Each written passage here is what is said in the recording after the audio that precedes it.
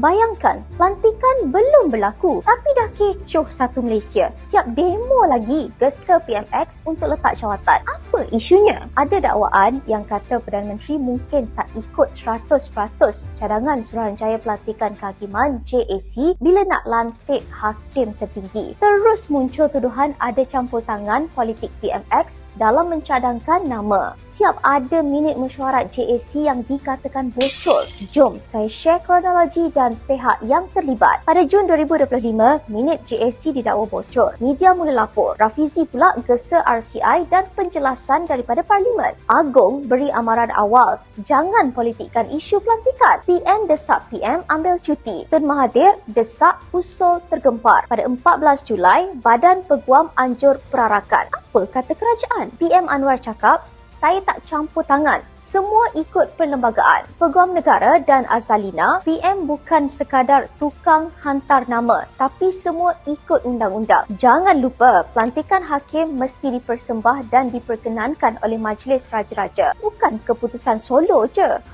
Ada fakta yang lebih menarik. Bekas Peguam Negara Tan Sri Apandi Ali dakwa laporan pasukan petugas khas dedah. Masa 2018 dan 2019, nama hakim-hakim utama ditentukan antara Tun Mahathir dan juga Tommy Thomas. JAC diketepikan. Masa tu senyap, tak ada perarakan, tak ada pula desak tubuh RCI. Nampak sangat isu ni dipolitikkan. Rakyat nak sistem kehakiman bebas, bukan pentas mainan politik. Kita ada JAC, ada PM, ada Agong dan Majlis Raja-Raja. Semua ada peranan ikut perlembagaan. Jangan main serang suka-suka je. Korang dapat sesuatu?